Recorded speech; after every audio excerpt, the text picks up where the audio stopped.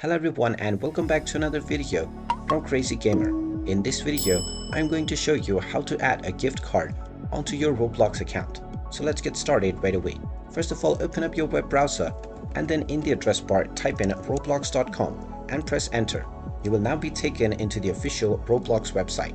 Now from the home page, if you haven't logged into your account already, click on the login button at the top right corner and use your credentials, and you'll be taken into the home page.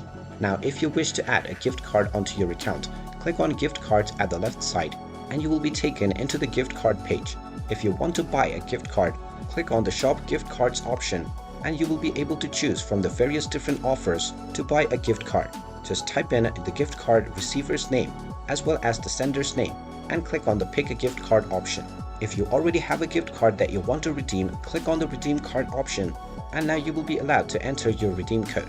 Just type in your gift card redeem code within the code section and then click on the redeem button and your gift card will be redeemed onto your Roblox account right away and you will receive your reward as well.